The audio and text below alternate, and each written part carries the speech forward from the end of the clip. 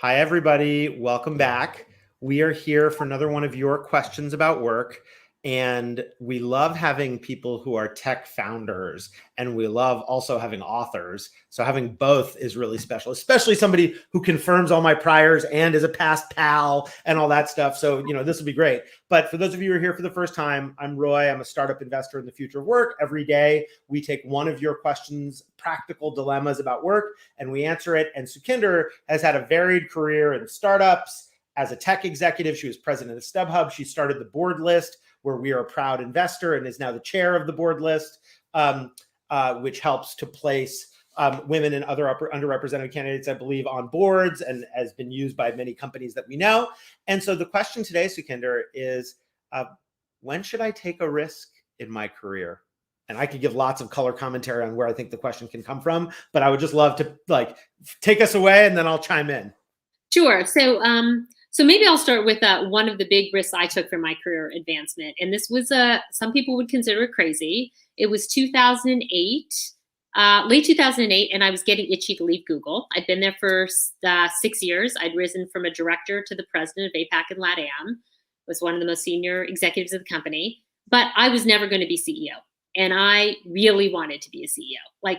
Can I stop you? Why were you never going to be CEO of Google? Because I always believed that the CEO would not be a business person; it would be a product or tech person. And that's true. So based on the philosophy of the company or what you believe was best, you just made your conclusion, and you wanted something different than the path there. Okay. Yeah, and by the way, all my peers were exiting. Sheryl Sandberg went to Facebook. Tim Armstrong went to AOL. Blah blah blah. So I have all this pressure. I want to be a CEO. I don't think it's going to happen at Google. I also want to prove that I'm capable of something more than taking something that's already flying and make it fly faster, which is what the privilege of being at Google in that period. And so I do a couple things. Number one, I start listening when people are calling me, and I realize that while I'm getting calls, I don't really know if they're right because I've spent all my time heads down on international. So I don't feel equipped to make a choice. Because you don't have a barometer to use to assess all these things. Right? I'm spending all my time in China and Brazil and India. By the way, I had an inkling that e-commerce would be an area of passion and growth because it was all utilitarian at the time, 2008. And a company, Polyvore, actually was calling me all the time and wanted me to come join them, but I didn't feel like I had a barometer. So when I was 3 months pregnant, I quit my job at Google. I actually told them I was leaving on the day I was 3 months pregnant. And I went to Excel and I camped out because Excel had been an investor in my previous companies. And I spent 9 months studying e-commerce and looking at all the companies, listening to the pitches and so on. And by the way, Polyvore came back a third time and tried to recruit me. And once I'd seen everything, I actually was like, I still love this company best. And I went to Polyvore.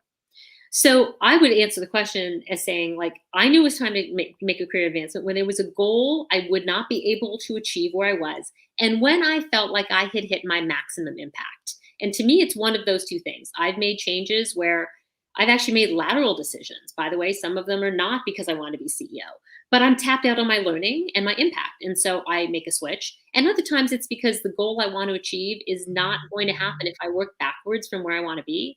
So let me ask you just a question about that choice. So, you have this job that you're thriving at Google, you're making a bunch of money. The risk is that you leave without knowing what the next step will be while you're pregnant, which of course, as a guy, I'm a parent, so I can partially empathize, but I can't empathize with what that feels like to be at that moment in life. And the reason why you perceived it to be a risk was the uncertainty of what would come, presumably. Why did you perceive it to be a risk? Let's put it this way. I think we encounter, and I talked about this in my new book, which came out yesterday. Show us. Sure. Choose possibility. Take risk. Awesome. But the reason I would say, I think the risk I encountered is actually, quite frankly, the one we all fear the most, yet are unwilling to acknowledge: ego risk. Okay, I'm at my prime.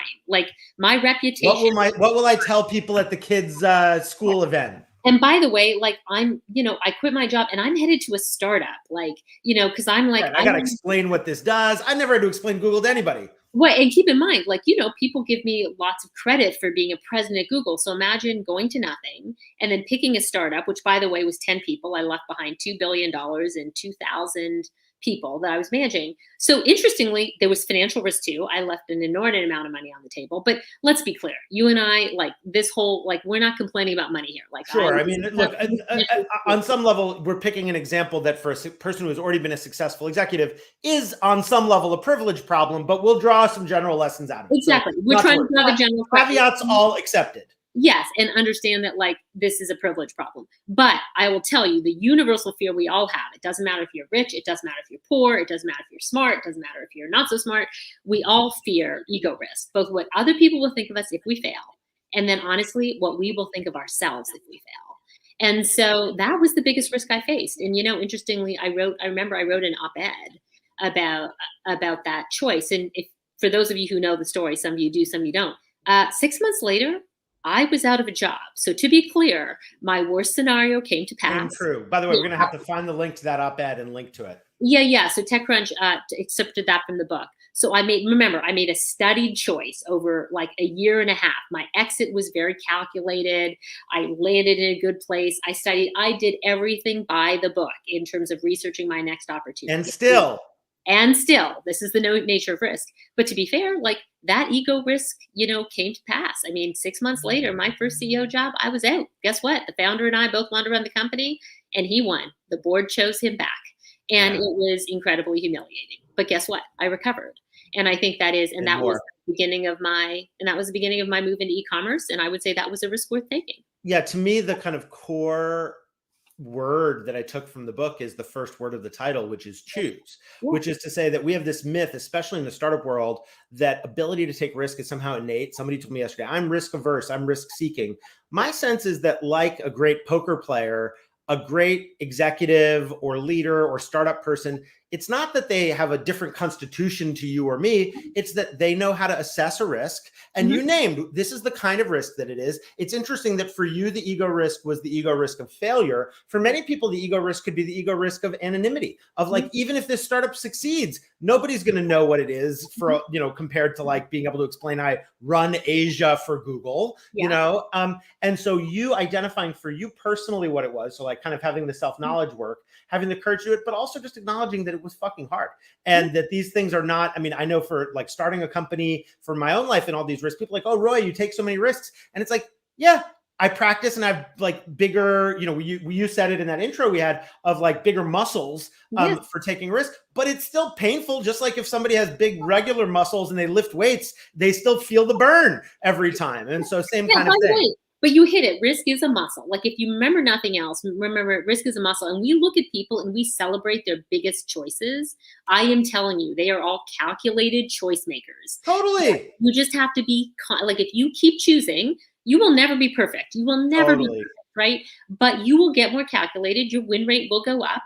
If you become smart and able to choose, like literally continuously. The thing I love about that is the sense that it's not about some inner quality. It is about tradecraft.